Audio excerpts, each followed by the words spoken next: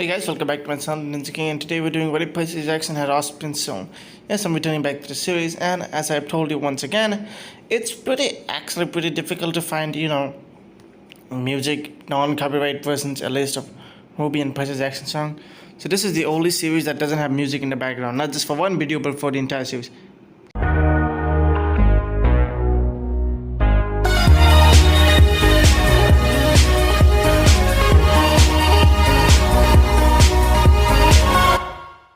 Anyways, here's the recap. So Percy finally came to Camp Half-Blood, slayed the Minotaur, made Ruby's weapon, and now he's currently going on a quest with Annabeth and Luke.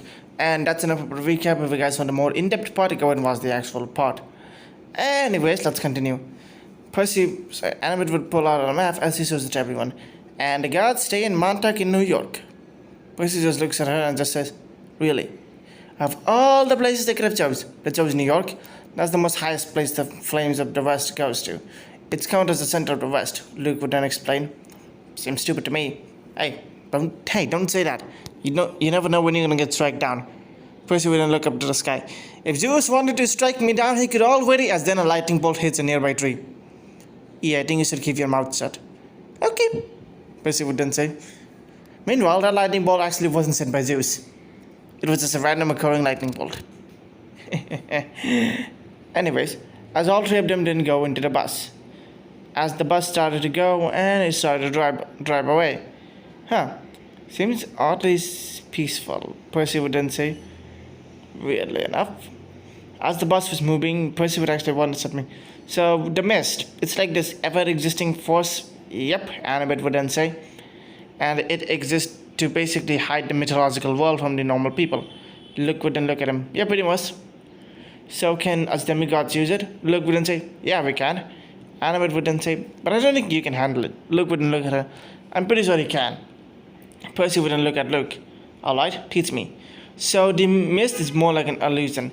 Try and imagine yourself surrounded by water and clear void. That would allow you to basically see the mist." Neat. Percy wouldn't think for a bit. He imagines his surrounding being surrounded by water, which feels even more comfortable now that he knows the fact that he's the son of Poseidon. Which wasn't really that difficult thanks to Ozpin, as Ozpin spoke in his mind. "Maybe we can focus on a bit more gentler." "What are you trying to say?"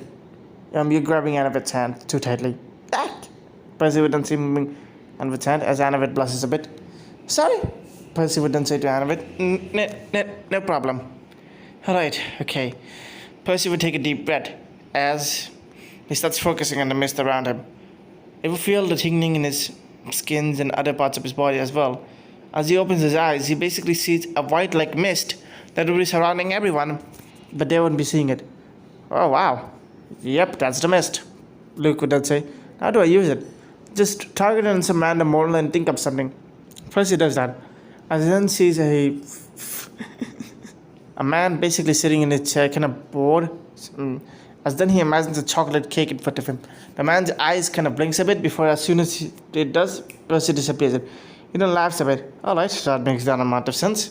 So that's how the mist works. It basically makes something that we cannot see basically different. "Yep," Luke would then say. "Let's say someone saw Riptide. Most people would see it as a sword, others will see it as a gun." "Really?" "Yep. Except for when you're a clear-sighted mortal." "A clear-sighted mortal?" Percy would then say. Annabeth would then explain. "A clear-sighted mortal is basically someone who can basically see through the mist and everything else. They're not affected by the mist that much, and if you want to be affect them, it's going to take a lot of power." Percy would then think for a bit. "I just am kind of concerned for the normal people a bit." "What do you mean?" If the mist messes with their brain, wouldn't they eventually get some form of brain damage?" "I mean, eventually we probably need to take care of a bunch of festivals." I'm pretty sure Demeter wouldn't mind that fact. They both just goes silent. Meanwhile, up in Olympus, the gods also go silent. "We actually never thought about that," Athena would then say, looking at her father. Zeus would look at her. "In my defense, I said that explains why humanity is stupider more nowadays." "Oh, great, this is what we need to deal with in the future," Hephaestus would then sigh.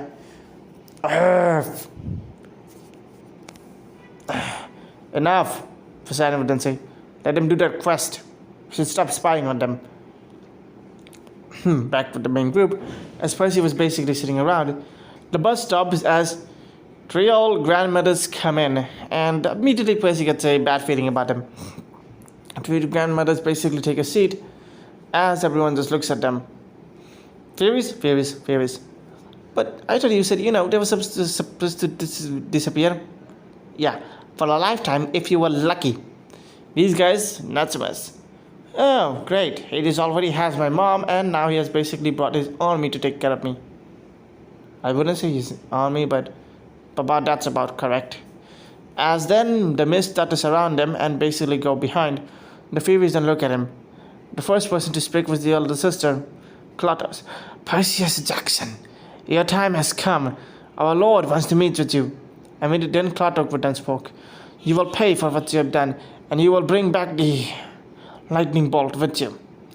Another one of them spoke. Okay, I don't remember the last one's name, sorry about that, guys. As he then said, Percy Jackson. As then they try to lunge at him, Percy immediately pulls out Riptide and basically does the attack. Annabeth immediately pulls out a baseball cap, going invisible, and tries to hit her with her sword. Luke then goes away, dodging the attacks, trying to fight them away. Luke's weapon is basically the shoes of flight, so he cannot do God shit. Immediately trying to attack, but Percy immediately does the attack, missing it away before kicking him away as well. Another one tried to attack him as well, but Percy immediately ducks out the way, missing this attack from the claw. What people basically see in the bus is basically just three teenagers having an argument with three old ladies, which all are said to ignore, thanks to the mist. Percy then kicks one of them out the window and the glass breaks. Oops. Okay, maybe I made it too much sound. As another Clotos would then come, Percy would duck out of the way with a slam down. As then the cat with Percy would immediately turn into a giant paw-like hand and just slam it down. Thank you, Grim Cat. The cat meows as Percy then pats it. I keep forgetting you bought your pet here. Well, he's technically my pet, but also isn't. Annabeth would say, enough talking, more fighting. Annabeth would then say, kicking Clotos away out the window. And that takes care of her. Anyways, we should all be more capable with the other ones. Other ones? Percy would then say, there's more? Apparently there is. Luke would then say, before, silence. Okay, there's no more. We can sit down. Oh boy. Well, at least this bus is gonna go as, and the bus immediately starts to go haywire. I was just kidding. All the bus would immediately crash, and everyone has to get out. As then they get out of the forest before basically rolling down. Did we just get attacked by three demon triplet math teachers? Yep, Luke would then say. Wait, math teachers? Yes, he was my math teacher in my school. Well, that's a weird situation to talk about. Percy would dust himself off. Don't question it, Luke. The less you question it, the less you want to know about the universe. Especially since Percy says that specifically to Luke because, well, he already knows of the existence of other worlds and even more gods other than the Olympics. Luke would then sigh a bit as well, getting himself up as well and feeling a bit tired for some reason. Doesn't know why. Does he want to meet me already? He says to himself. It starts to walk. Okay, what now? Do you have your bag? Annabeth would then say, of course I have my bag, and it's gone. Great, so there goes all of our rations. Don't worry, just in case I bought extra rations. She tries to hit her pocket, but remembers that the Clotos sliced it as a hand goes to her pocket. So we're screwed. Look, what about you?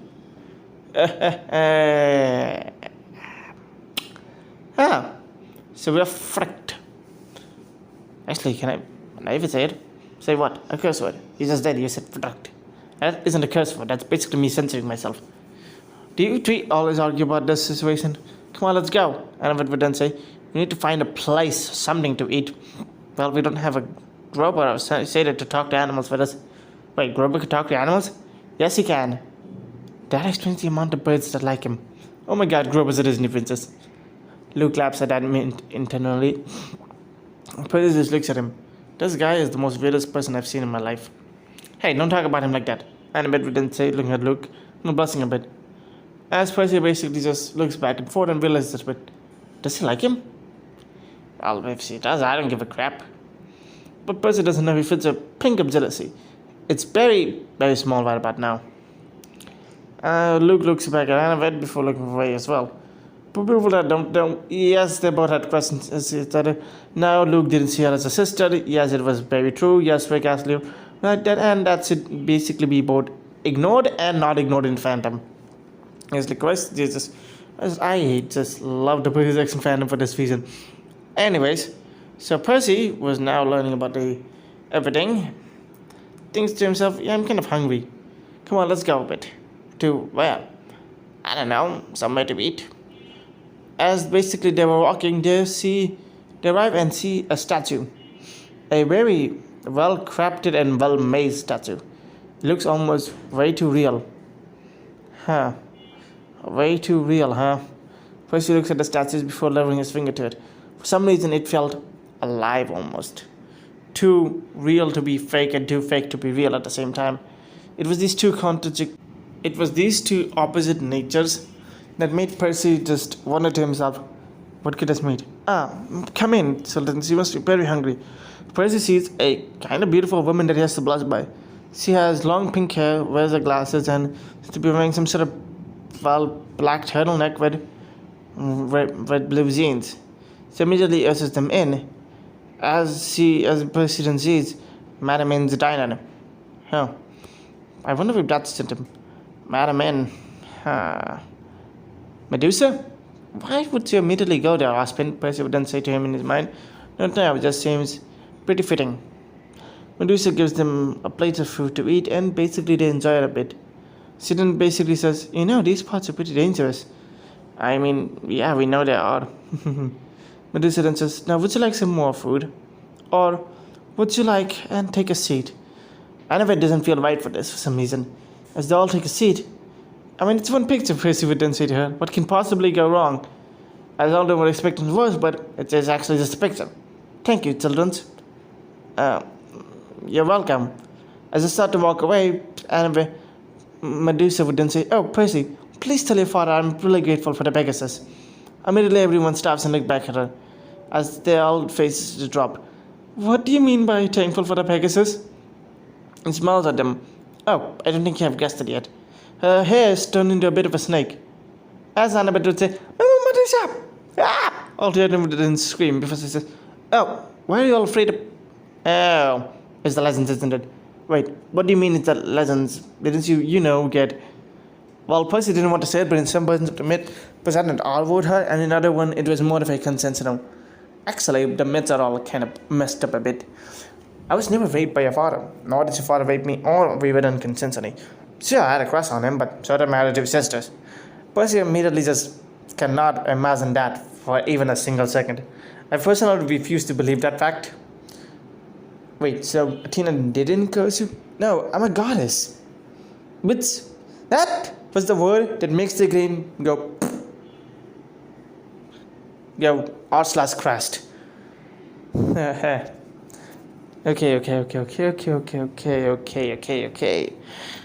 So, statues? Stone statues? Theseus? Oh, that was only because I went mad and killed my sisters and became a monster. Okay, that's a lot of lore dumping right then and there, and we're just gonna leave, Luke would then say. As they all just awkwardly leave with the amount of food this very kind woman gave them. Luke just started to walk with them. Well, that was weird, to say the least. Personally speaking, I never thought Medusa would be nice or kind. But the fact that she was like one of Athena's children. Percy would then look at her. Yeah, I thought she would be one of your natural enemies, like, the spider. Actually, Athena would then immediately get a bit scared.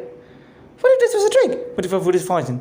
Luke would then take a bite of food and then say, well, I'm not dead yet. As immediately falls down. Everyone screams before he gets back up. You're an asshole, Luke. I know. Aha. Before he falls again. Ah! And gets back up again. You're an asshole. I know. So right now, Percy would then say, well, immediately she pulls out a paper and then says, we can go here, and then finally make it back. Then we can do DC. Or we can take another bus. Percy would then say, and risk exploding that as well. It's either the risk of exploding that or the risk of getting more monsters.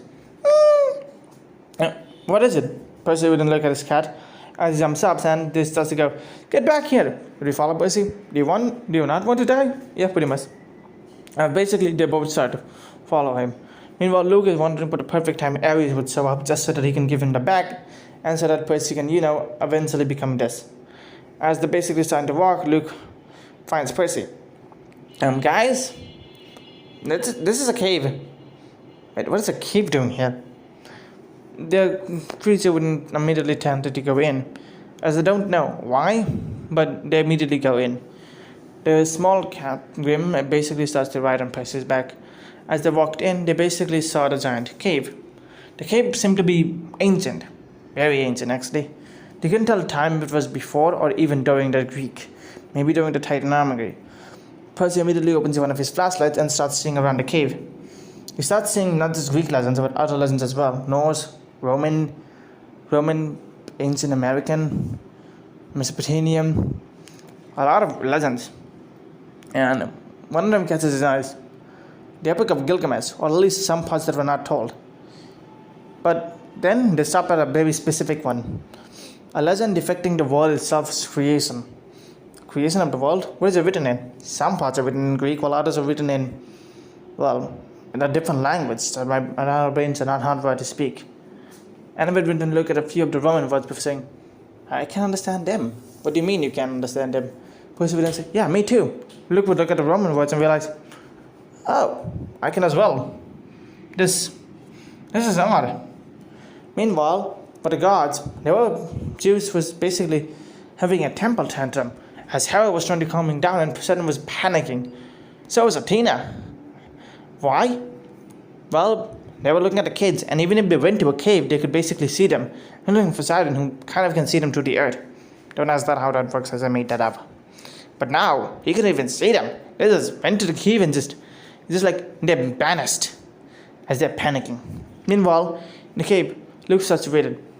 World of creation before destruction. The order of the world has been stable since the dawn of time. The world was created by two, as in the word kajab. I cannot read this part, this is an entirely different language. Read the Roman part. After the world's creation, gods started to appear. Most of the gods were the first primordial gods, and after that, Luke then basically looks at it again. Again, I cannot read this part. Read the Greek part? Percy would then say. He then reads it again. After this climactic incident, the world was then divided into multiple sections. Each of the gods would decide to be their own gods of their pantheons, living it to them. And again, it's in a different language. Try to read it. But there's no more. Luke would then scream at them. I'm sorry. It's just that this is too much for me. This is too much for all of us, Percy would then say. What the hell did we stumble into?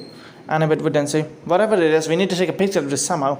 Annabeth pulls out an old camera that Medusa gave them and she stabs it back a bit before she takes it. She bumps into a mural as well. As this one depicts Medusa with her three sisters as well. This one was written in Greek and she thought, screw it, I'm going to read it anyways. And she takes a picture as well, wondering what the true myth of Medusa is. Especially since she actually wonders how the hell did the Greeks actually manage to show that version of Medusa when who is a kind, very beautiful woman. Alright, that picture is taken and now what do we do? Percy would then say to all of them. That's the whole point. This is so weird for all of us. It's like we just discovered a whole new existence itself. As then they start to walk. As they walked away, a coyote, didn't see a coyote. A coyote? A coyote here? What's a coyote doing here? Annabeth would then say, as the coyote smirks at them before they start. Hey, come back over here. Wait, why are we chasing him? Because one of our bags is with him? Ah! Let's start to run. Oh boy, the Greek sultans are here. And I found a cave as well. That's going to be interesting. I wonder what other fun I can do. Get back here, coyote. Did that coyote just laugh? I know what's going to happen, Percy. Alright, I'm not going to be questioning that fact. Get back here, Percy would then immediately say to the coyote, who they don't know is actually a god. And Duck would basically be running rapidly, avoiding their distance and basically just laughing at them. Oh, I hate this. You know, I'm going to skin that coyote when we find him. Of course, I'll give you his meat. Should we be terrified of Percy even more now? Probably not. Ozpin would basically look at Percy and say, allow me to take control. Nope. Do it. Fine. Percy would then go back into his mind, allowing Ozpin to take control. As immediately he starts running at even faster speed, using his aura to tell himself up. Annabeth and Luke would be surprised as they start to follow him as well. Where's this kid's aura? Don't even know. Hector would be shocked, and he is now makes to run even faster. The red coyote became just faster. What is this? Road chaser? Maybe all. What is this? Coyote? Is this the same coyote from that show? Luke remembers when he used to watch that show with his mom. before she went cuckoo. Come on. Percy would then say, "Catch him!" He immediately attacks the coyote down before the coyote basically looks at him very smart. And he licks his face before giving the bat and running away. I hate a damn coyote. Well, Annabeth would then say, "Come on, take the bag. Let's go." And they start to leave, but then Percy remembers something what the Oracle of Delphi had told him. Secrets will be revealed and truth will be broken. That was the part he didn't tell them, or at least he think he didn't tell them. And he wonders to himself, was the secret he was talking about was the cave? After all, fate and destiny itself was true, and he did not want any of these things to repeat itself. Ever. Right? But after all, what can truly happen in a world where the Greek gods truly exist? And to them, to understand what humanity truly means. Percy thinks to himself that for a bit. And wonders to himself, what other things can happen in this odd but very specific journey of his. Anyways, I'm gonna end the chapter here. Hope you guys like this part, like, comment, share, subscribe. And this was more of a lore chapter for future chapters, so to let you guys know what you're getting into this fanfiction / story. So I'm calling it a fanfiction because with the amount of changes I'm making, it's better to be called a fanfiction. Because what if it's with one linear timeline that goes with one kind of smaller / big change that changes enough of the plot? Meanwhile, with a fanfiction, there's multiple changes in the timeline. So yeah, hope you guys like this part, like, comment, share, and subscribe.